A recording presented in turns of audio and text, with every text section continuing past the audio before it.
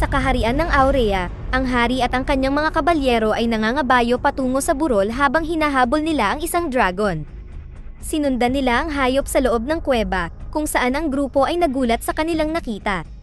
Sa sandaling iyon ang dragon ay lumipad at nagbuga ng apoy na pumatay sa karamihan ng mga kabalyero ng sabay-sabay, at pagkatapos ay ginamit niya ang kanyang buntot upang hulihin ang natitirang mga kabalyero ng paisa-isa at pinatay din sila.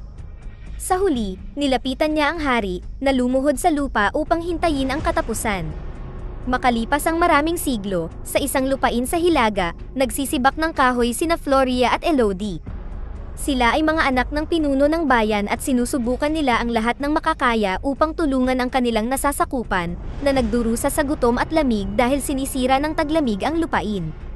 Lalong dumarami ang umaalis araw-araw, na nangangahulugang maaaring wala ng matirang tao sa bayan sa lalong madaling panahon. Biglang nakita ng magkapatid ang parating na karwahe, nakakaiba dahil kahit kailan ay walang bumisita sa lugar nila.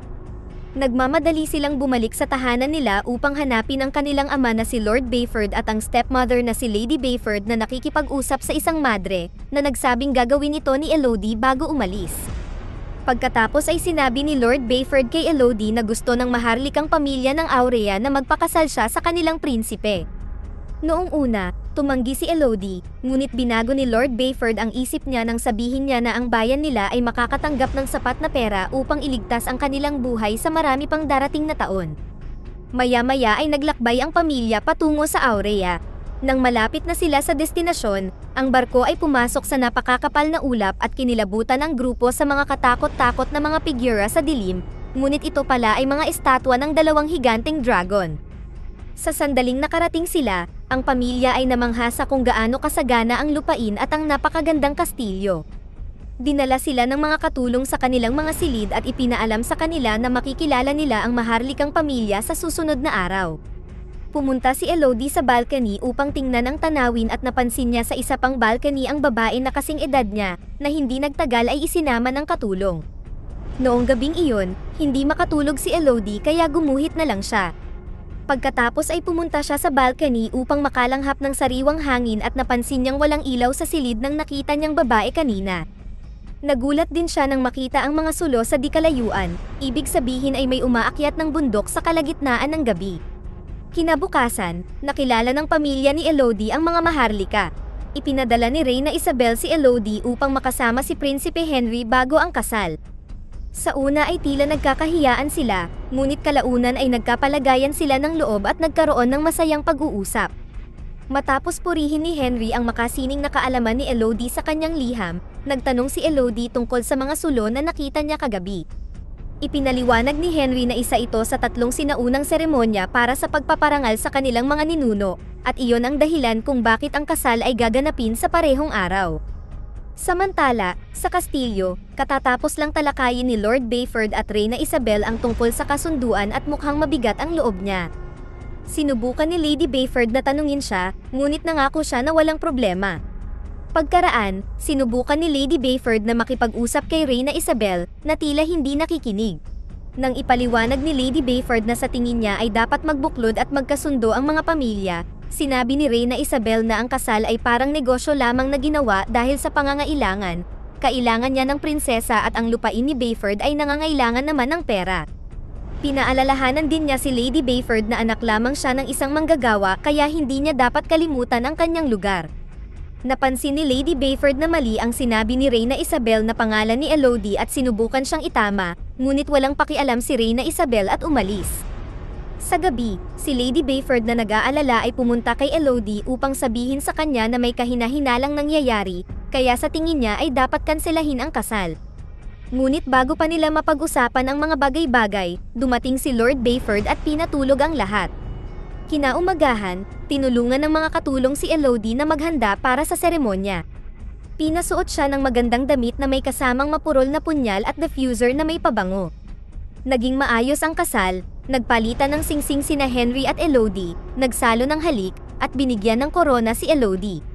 Pagkatapos, nagpaalam si Elodie sa kanyang pamilya at sumakay sa karwahe kasama si Henry, na nagpaliwanag na pupunta sila sa sinaunang seremonya sa bundok. Umakyat sila sa mabatong hagdan at laking gulat ni Elodie nang makita ang grupo ng mga tao na nakasuot ng nakakatakot na gininto ang maskara, idagdag pa si Reyna Isabel na nakadamit na parang madre. Binigyan ng Reyna si Elodie ng barya na nagsabing tutulungan niya silang protektahan ang kaharian, pagkatapos ay pumasok sila sa loob habang nagkukwento si Isabel. Noong dumating ang mga ninuno nila sa islang ito, natuklasan nila ang isang dragon na naninirahan doon bilang pinakahuling natitira sa lahi nito. Sinalakay ng dragon ang nayon nang makitang tumira doon ang mga tao, kaya tinipon ng hari ang kanyang mga kawal at sinubukang patayin ang halimaw. Gayunpaman, pinatay ng dragon ang lahat maliban sa hari, na kinailangang ibigay ang kanyang 3 anak na babae upang hayaan sila ng dragon na manatili sa masaganang isla na ito. Habang nakikinig siya sa kwento, napansin ni Elodie kung paano nakatingin sa kanya ng nakakatakot ang lahat ng naroon at ang katotohanang naglalakad sila sa mapanganib na tulay sa itaas ng bangin. Pagkatapos ay ipinaliwanag ni Reyna Isabel na ipinagdiriwang nila sa bawat henerasyon ang pagsasakripisyo ng hari, bago hiniwa ang mga kamay ni Henry at Elodie. Pinagdampi niya ang mga palad nila upang paghaluin ang kanilang dugo at tinakpan ito ng tela, na inihayag na ngayon ay opisyal na may dugong maharlika si Elodie. Sumunod ay inihagis ni Elodie ang barya sa bangin, iniisip na ito na ang katapusan ng ritual. Binuhat siya ni Henry para dalhin siya habang naglalakad sa tulay, ngunit bigla itong humingi ng tawad at itinapon siya sa bangin. Sumisigaw habang nahuhulog, si Elodie ay tumama sa maraming sanga hanggang sa napunta siya sa putik at nahimatay. Nagising siya ilang sandali na may mga sugat sa katawan, agad siyang tumayo at nagsimulang sumigaw para humingi ng tulong. Wala na ang mga tao sa itaas, gayunpaman, ang boses niya ay gumising sa dragon na nakatago sa malalim na kuweba. Pagkatapos ay umiyak si Elodie habang ang desperasyon niya ay naging galit at inalis niya ang magarbong alahas bago sinubukang umakyat. Sa kasamaang palad, muli siyang bumagsak at nagtamo ng isa pang pinsala. Sa sandaling iyon ay nakakita siya ng iba pang alahas na hindi sa kanya at napagtanto na ang maharlika ay matagal nang nagsasakripisyo ng mga babae sa dragon. Bigla siyang nakarinig ng ingay at lumingon, napansin niya ang ilaw sa loob ng kuweba, kaya pumasok siya sa loob kung saan natagpuan niya ang isang ibon na nasusunog. Nilagyan niya ito ng lupa para patayin ang apoy, ngunit huli na, patay na ang ibon. Biglang umalingaw-ngaw ang malakas na ingay sa kuweba at lumabas ang napakaraming ibon na nagliliyab, lumipad sa itaas ni Elodie ng ilang minuto bago sila bumagsak sa paligid niya. Gamit ang nasusunog na mga ibon na nagsisilbing ilaw, sinubukan ni Elodie na hanapin ang labasan ngunit natigilan siya nang makita ang paparating na dragon. Tumakbo si Elodie para magtago sa likod ng stalagmite habang nagsimulang magsalita ang dragon, na nagsabing dapat magbayad ang bawat henerasyon ng maharlika at naaamoy niya ang maharlikang dugo ni Elodie. Habang nakatingin sa sugat, napagtanto ni Elodie na ang seremonya ay ginawa upang linlangin ang dragon. Sinabihan ng dragon si Elodie na tumakbo at ginawa niya iyon habang siya ay sumisigaw, nagawang pumasok sa isang lagusan habang ang dragon ay bumubuga ng apoy sa likod niya. Ang apoy ay pumasok din sa lagusan, ngunit si Elodie ay nakahanap ng ligtas na lugar sa tamang oras. May nakita siyang sunog na katawan, at napagtanto niyang ito ang babae na nakita niya sa balcony. Nang marinig niyang muli ang dragon na humahabol sa kanya, sinubukan ni Elodie na tumakas sa pamamagitan ng maliit na butas, ngunit na-stuck ang damit niya dito.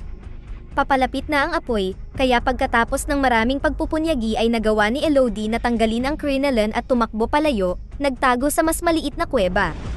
Sa kasamaang palad, naabot pa rin ng apoy ang kanyang binti at nasunog ito, dahilan para mapasigaw siya sa sakit. Narinig siya ng dragon ngunit hindi siya maabot dahil walang sapat na puwang para sa higanteng katawan nito. Nang wala na ang dragon, naalala ni Elodie ang mapurol na punyal at pinatalas ito sa bato para putulin ang bahagi ng kanyang damit. Nakakaramdam siya ng sobrang kirot ngunit tiniis niya ito at binalutan ng punit na tela ang sugat. Sumunod, binuksan niya ang diffuser at inapoy ito para magamit bilang ilaw. Ngayon ay maaari na niyang galugarin ang kuweba at kalaunan ay nakahanap ng napakakipot na daanan. Nagsimula siyang gumapang at muling na-stuck ang damit niya dito, kaya pinilit niya hanggang sa makalusot siya at dumulas pababa sa proseso. Sinubukan niyang kumapit ngunit nasugatan siya at pagod ang mga kamay, kaya muli siyang nahulog habang namatay ang apoy sa diffuser. Tumangging sumuko, tumayo si Elodie at humawak sa dingding para maglakad, determinadong marating ang liwanag na nakikita niya sa di kalayuan. Pagkatapos ng ilang sandali na paglalakad, umalis siya sa lagusan at halos mahulog sa gilid ng bangin. Nakikita pa rin niya ang liwanag sa kabilang panig, kaya pagkatapos alisin ang wedding ring at ihagis ito sa bangin, umatras si Elodie at tumakbo para tumalon ng malaki. Ang kabilang bahagi ng bangin ay madulas at hindi siya makahawak, ngunit sa kabutihang palad habang dumudulas siya pababa, ang sinturon niya ay naipit sa bato. Di nagtagal ay bumigay ito, gayunpaman, nagbigay ito sa kanya ng sapat na oras upang ilabas ang punyal at ibaon ito sa bitak upang kumapit. Pagkatapos ay ginamit niya ang punyal upang umakyat sa natitirang bahagi ng daan at natuklasan na ang liwanag ay nagmumula sa mga cute at kumikinang na lintang-kati. Matapos suriin kung hindi sila nangangagat, pinunit ni Elodie ang manipis na manggas at naglagay ng maraming lintang-kati sa loob para gumawa ng bagong ilaw. Pagkatapos ay lumakad siya ng kaunti at nakahanap ng maliit na lawa, ngunit nang subukan niyang uminom, agad niyang dinura ang tubig. Lumalabas na dahil sa mga halaman sa kuweba, naging napakapangit ng lasa nito. Gayunpaman, mayroon ding tumutulo na yelo sa kisame, kaya tumayo si Elodie sa ilalim nito upang saluhin ang anumang mga patak ng tubig. Biglang nagsimulang matunaw ang yelo ng mas mabilis at ang liwanag na nagmumula dito ay mukhang medyo pula, kaya iminulat ni Elodie ang mga mata at nakita ang dragon na tinunaw ang yelo gamit ang apoy. Tumakbo si Elodie palayo habang ang dragon ay pumapasok sa loob at bumaba ang dragon upang habulin siya. Muli, hindi siya naabutan ng dragon dahil pumasok siya sa isa pang lagusan na napakaliit para sa higanting nilalang. Sa maliit na kuweba na ito, nakita ni Elodie ang mensahe sa dingding na nagsasabing, "Ligtas dito, hindi niya maaabot," at nilagdaan ang letrang V nang tumingin siya sa paligid. Nakita ni Elodie ang mga damit ng maraming babae at sa isa pang dingding, idinagdag ang kanilang mga pangalan sa paglipas ng mga taon, kasama ang V na pag-aari ng isang babae na nagngangalang Victoria. Naglaan siya ng ilang sandali upang magdalamhati para sa kanila bago inalis ang benda sa binti, na hindi maganda ang kalagayan. Pagkatapos, sinubukan ni Elodie na matulog habang nakayakap sa ilaw. Biglang nakita niya ang mga multo ng mga nakaraang sakripisyo, nagdurusa sa sakit, takot, at panlilinlang. Idinagdag ni Victoria ang pangalan niya sa dingding ngunit bigla itong umikot at sinabi kay Elodie na kasinungalingan ang lahat. Sa sandaling iyon ay nagising si Elodie at nakita ang mga lintang-kati na nakadikit sa sugat niya sa binti. Nataranta siya at sinimulang tanggalin ang mga ito, ngunit natuklasan niya na ang slime nito ay may kakayahang magpagaling at ngayon ay magaling na ang kanyang binti. Nilagyan niya ng lintang-kati ang isa pa niyang malaking sugat at humingi ng paumanhin sa pagmamaliit dito. Gumanda ang pakiramdam, tumingin ng mabuti si Elodie sa paligid at nakakita ng mapa sa dingding, na nangangahulugang kahit papaano ay may isang babae na nakalabas. Itinuro sa kanya ng mapa na makakahanap siya ng 3 lagusan at dapat siyang dumaan sa gitna, kung saan dapat niyang sundan ang mga kristal at musika palabas. Pagkatapos, pinunit ni Elodie ang ibang bahagi ng damit, idinagdag ang pangalan sa dingding, at dumaan sa gitnang lagusan habang hindi pinapansin ang umaalingaw-ngaw na ungol ng dragon. Maya-maya ay nakarinig siya ng kaunting himig at lumakad pa ng kaunti at nakahanap ng pader na natatakpan ng mga kristal, na siyang sanhi ng ingay at kumikinang din sa ilalim ng sinag ng sikat ng araw dahil nasa ilalim mismo ng labasan ang mga ito. Sa malapit ay may korona na may letrang V, ibig sabihin ay si Victoria ang nakalabas. Dahil matulis ang mga kristal, pinunit pa ni Elodie ang kanyang damit para takpan ang mga kamay at paa, at pagkatapos ay nagsimula siyang umakyat sa tulong ng korona. Walang kamalay-malay na ang dragon ay nanunood, si Elodie ay nagsikap na umakyat, at nabasag ang kristal na kinakapitan niya na naging sanhi ng kanyang pagbagsak, ngunit ginamit niya ang korona upang kumapit sa huling segundo. Pagkatapos ay narinig ni Elodie ang dragon sa malapit, kaya nagmadali siya at sa wakas ay nakarating sa labasan, para lang matuklasan na nasa gilid siya ng butas na napakataas sa gilid ng bundok. Napaluhod si Elodie at umiyak. Biglang umalingaw-ngaw ang tunog ng mga kabayo kaya napansin ni Elodie ang mga taong nangangabayo na papalapit sa bundok. Sinubukan niyang sumigaw para sa tulong, ngunit sa sandaling iyon ay lumipad ang dragon patungo sa kanya at tinakpan ang butas. Sakto namang umatras si Elodie at napansin ang isa pang mensahe sa dingding na nagsasabing, "Hindi ligtas," na pinirmahan ni V. Sa malapit ay may bangkay, ibig sabihin, namatay si Victoria doon at hindi na nakalabas. Inihanda ng dragon ang kanyang apoy, huminto lamang nang marinig niya ang boses ng lalaki na tinatawag ang pangalan ni Elodie. Habang lumilipad ang dragon upang mag-imbestiga, nalaman natin na dumating si Lord Bayford kasama ang 2 kabalyero at isang gabay upang hanapin si Elodie. Bumaba sila sa yungib damit ang lubid at nagsimulang maghanap sa lugar, kaya ginamit ni Elodie ang tunog ng kanilang mga boses para hanapin ang daan pabalik. Nang dumaan siya sa ibang lagusan, laking gulat niya nang makakita siya ng pugad na may 3 patay na baby dragon at naalala niya ang sinabi ni Victoria, kaya napagtanto niya na nagsisinungaling si Reyna Isabel, hindi nag-iisa ang dragon sa kanyang uri at hindi siya ang unang nanakit. Ang isang flashback ay nagpapakita na ang hari mismo ang pumasok sa yungib upang patayin ang lahat ng mga baby dragon, kaya ang pag-atake ng dragon ay isang paraan ng paghihiganti. Pinatay niya ang lahat ng mga kabalyero tulad ng nakita sa simula, ngunit nang matira na lang ang hari, sinabi ng dragon na kulang pa ang kanyang kamatayan at dapat siyang magdusa sa parehong paraan na ginawa niya. Mula noon ang Maharlikang pamilya ay nag-aalay sa dragon ng 3 babae na may halong dugo ng Maharlika upang linlangin ang dragon na sila ay mga Maharlikang anak na babae. Pagkatapos, nahanap ni Elodie ang kanyang ama at ang mga tauhan nito, ngunit hindi muna niya ipinakita ang sarili para sa kaligtasan. Lumitaw ang dragon at dinala ang isang kabalyero, lumipad saglit at nilaglag mula sa napakataas na lugar. Tumalbog ang kabalyero sa mga bato at bumagsak sa lupa, agad na namatay. Habang tumatakbo ang gabay upang magtago, kinuha ng dragon ang pangalawang kabalyero at dinurog siya sa ilalim ng kanyang paa bago siya nagtanong kay Lord Bayford. Ipinaliwanag niya na naparito siya upang iligtas ang anak at sinubukang umatake gamit ang espada, ngunit hinawakan siya ng dragon gamit ang buntot at dinisarmahan siya bago siya nilaglag. Habang si Elodie ay palihim na naghihintay ng tamang oras, sinabi ng dragon kay Lord Bayford na tawagin ang kanyang anak. Nagpasya si Lord Bayford na magsalita ng taos-pusong pananalita tungkol sa kung gaano siya nalulungkot at inamin na nakagawa siya ng malaking pagkakamali, pagkatapos ay sumigaw siya na nag-uutos kay Elodie na huwag lumabas, na naging dahilan upang itulak siya ng dragon at sinaksak siya sa puso gamit ang kanyang kuko.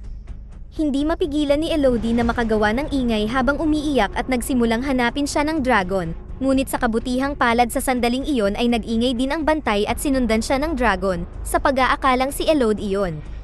Nang wala na ang dragon, nagpaalam si Elodie sa kanyang ama at hinalikan ang noo nito bago ito mamatay. Pagkatapos ay ginamit niya ang lubid na ginamit nila para magsimulang umakyat palabas ng yungib. Samantala, nahanap ng dragon ang gabay at dinurog ito hanggang sa mamatay bago sinundan si Elodie, na nagawang umakyat ng mabilis upang iwasan ang apoy na tumakip sa pasukan. Agad na sumakay si Elodie sa kabayo ng kanyang ama ngunit sumakay lamang siya ng ilang sandali bago tumalon upang magtago sa ilalim ng mga bato. Dahil ang kabayo ay patuloy na tumatakbo, ang dragon ay nalinlang at patuloy na sinundan ito upang sunugin ito hanggang sa mamatay. Pagkatapos ay huminga ng apoy ang dragon sa mga ulap, na nagdulot ng madilim na ulap bilang senyales na ang kasunduan ay nasira. Sa kastilyo, napansin ito ni Isabel at agad niyang ipinadala ang mga kabalyero upang dukutin si Floria. Sinubukan ni Lady Bayford na pigilan sila para lang masaksak sa proseso. Makalipas ang ilang sandali nang matapos ang apoy, lumabas si Elodie mula sa pagtatago at nakasalubong si Lady Bayford, na pumunta dito sakay ng kabayo habang duguan. Nang malaman ni Elodie ang nangyari, nangako siyang ililigtas ang kapatid at sumakay sa kabayo pabalik sa bundok. Samantala, dinala si Floria sa tulay, gayunpaman, tumanggi si Henry na gawin ang ritual kasama ang isang bata. Hindi siya pinansin ni Reyna Isabel at ginamit ang sarili niyang dugo sa halip. Hiniwa ang kamay ni Floria para gawin ang paghahalo bago siya inihagis sa bangin. Sa oras na dumating si Elodie sa tulay, wala na ang lahat at si Floria ay nahuli ng dragon, ngunit hindi pa siya pinapatay dahil gusto niyang gawin siyang bitag upang magpakita si Elodie. Si Elodie na desperado ay bumaba pabalik sa yungib gamit ang lubid at ginamit ang dati niyang karanasan para sundan ang parehong landas ng mas mabilis. Matapos suriin muli ang mapa upang mahanap ang pugad ng dragon, isinukbit ni Elodie sa likod ang espada ng ama at naghanda ng bitag para sa dragon. Ang bitag na ito ay binubuo ng ilang baluti at lubid, na nasusunog sa ilalim ng maliit na apoy. Umalis si Elodie at nang masunog ang lubid, nahulog ang baluti, dahilan upang lumipad ang dragon palabas ng kanyang lungga upang hanapin ang pinanggalingan ng ingay. Nagbigay daan ito kay Elodie na makapasok sa lungga at gisingin si Floria, na masyadong mabagal maglakad dahil may sugat ang paa. Sa sandaling iyon natuklasan ng dragon ang bitag at bumalik sa lungga, kaya nagtago si Floria habang naghihintay si Elodie na nakalabas ang espada. Sinubukan niyang ipaliwanag na lahat sila ay nalinlang ng Reyna, ngunit hindi siya pinaniwalaan ng dragon at sinubukang bumuga ng apoy. Sinaksak ni Elodie ang kanyang bibig gamit ang espada upang baguhin ang direksyon ng pag-atake, ngunit nahulog pa rin siya sa gilid ng pugad, na nagtamo ng ilang mga paso sa kanyang braso at balikat sa proseso. Habang tinatanggal ng dragon ang espada, lumangoy siya palabas ng lawa sa tamang oras at hinagisan siya ni Floria ng isa pang espada. Bigla siyang sinunggaban ng dragon at hinawakan siya habang tinutusok siya ng kanyang kuko. Bago siya mapatay nito, inilabas ni Elodie ang punyal at sinaksak ang dragon sa mata, dahilan upang itapon niya si Elodie. Sumunod ay kinuha muli ni Elodie ang espada at tumakbo patungo sa dragon, na nahihirapang makakita sa isang mata. Nagawa niyang saksakin sa dibdib ang halimaw, gayunpaman, hindi ito nagdulot ng malaking pinsala at muli siyang sinunggaban ng dragon. Pagkatapos ay sinaksak ni Elodie ang paa ng dragon, na nagpabagsak sa kanya muli. Habang papalapit ang dragon, napansin ni Elodie ang alikabok na tumatalbog sa hubog na stalagmite, na nagbigay sa kanya ng ideya. Tumayo si Elodie sa harap ng stalagmite at sinabihan ng dragon na sunugin siya, kaya ang dragon ay bumuga ng apoy. Gayunpaman, umiwas si Elodie sa huling segundo at tumalbog ang apoy sa stalagmite, na naging dahilan upang mapunta ito sa dragon at sa wakas ay itinumba siya. Pagkatapos, ipinakita ni Elodie sa dragon ang peklat sa kanyang kamay upang patunayan na pinapatay niya ang mga inosenteng babae, hindi mga maharlika. Hiniling ng dragon sa kanya na wakasan ito, ngunit binitawan ni Elodie ang espada at tumanggi na ipagpatuloy ang walang katapusang away na ito. Pagkatapos ay kumuha siya ng maraming lintang kati at inilagay ang mga ito sa katawan ng dragon upang siya ay tuluyang gumaling.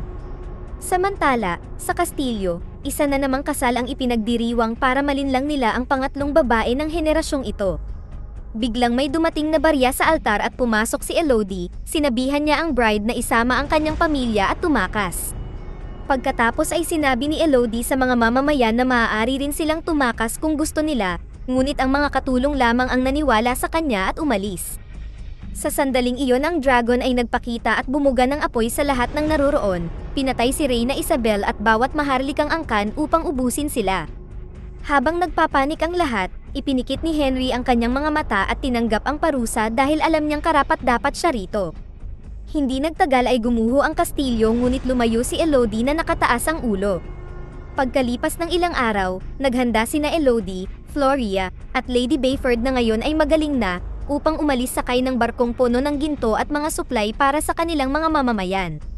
Sumang-ayon silang patakbuhin ang kanilang lupain ng magkasama, at sinimulan na rin ni Elodie na tawagin si Lady Bayford na ina, sa halip na stepmother.